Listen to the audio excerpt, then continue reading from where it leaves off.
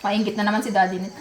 So soft. It's not the ube. Magandang araw. Nakabili na nga si Hipag ng kailangang sangkap para sa second request ng mga bata. At andito na ako sa kusina para gumawa kasama ang Emrin Tandem. Gagawa kami ng ice cream ngayon. At tuturuan ko sila kung paano gawin ito para sa susunod ay magawa na nila ng sila-sila lang. 3 ingredients lang ang kakailanganin natin dito. Una nga naming blend ang whipping cream kasama ang kondensada. Ang whipping cream pala ay inilagay namin sa ref magdamag. Nang sa ganon ay madali itong i-whip at magkaroon ng volume. Ano nga ba ang mas madali?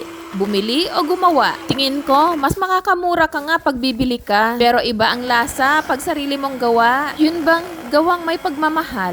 Yun ang special na ingredient ng kahit anumang homemade na pagkain. Sa totoo lang, hindi naman talaga ito mahirap gawin. Ilang minuto nga lang ng pagbibit ay ready na yan. Mas matagal pa nga ang pag-aantay nito sa loob ng ref bago makain. Sa puntong yan, napansin nga namin ni Emmay na mapusyaw ang kulay. Kaya napagpasyahan naming magdagdag ng ube na pangkulay. O diba, hindi pa nga nangangawit ang aming kilikili sa pagbibit ay natapos na rin namin. At isinunod na nga namin ang paglalagay sa mga molder. Ito ngang pampopsicle, hinanap pa talaga namin to nung nagpunta kami ng Apari. Feeling kasi namin mas ma-enjoy ng mga bata pag may stick. Habang naglalagay nga ako dyan ay na-imagine ko na ang excitement ng mga bata. Ilang araw na rin kasi silang nangungulit ng ice cream pero lagi naming pinagpapaliban. At ang sabi nga namin, pagka-harvest na lang ng ube para gagawa kami ng sarili. Pero sa totoo lang, nung mga nagdaang araw ay may ubo kasi ang ilan sa mga bata. Kaya ayaw muna namin silang pakainin ng malamig. Kaya ngayong mabuti na ang kanilang kalagayan ay go na talaga tayo. Grabe, ang hirap palang maglagay sa popsicle na lagayan. Sa wakas ay natapos din ang aming pagsasalin. Medyo nakarami din kami ng gawa. Teka,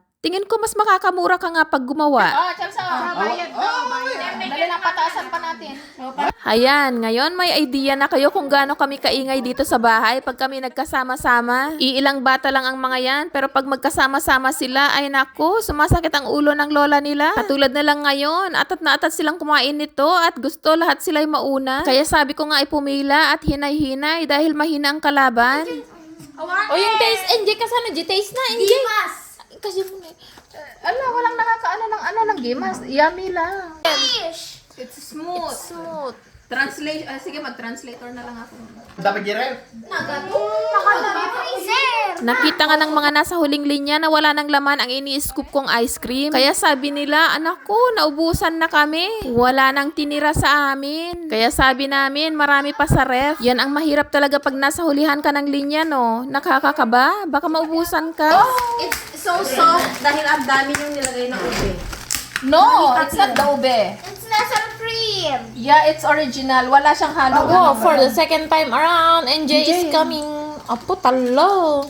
Hindi naman halatang masarap itong gawa namin, no? Si NJ nga, bumabalik na. Wala pa nga yung iba. At ang sabi nga ni Mama, magtatanim daw ulit siya ng ube para may magawa na namang ice cream. Parang mapapadala siya at ang paggawa namin ng ube halaya at ice cream, ah. Pero sa totoo lang, isa itong magandang bonding activity ng pamilya na magkakasama kayo mula sa paghuhukay ng ube, sa pagluluto, at pinagsasaluhan nyo ito ng magkakasama. Isa na namang magandang alaala dahil ito ang kauna-unahan namin gumawa ng ice cream na ube. Manong picture ka pa. Wala po, manang. Nakaganit yung... Na-enjoy ko masyado ang mag-serve. Nakalimutan kong mag-picture.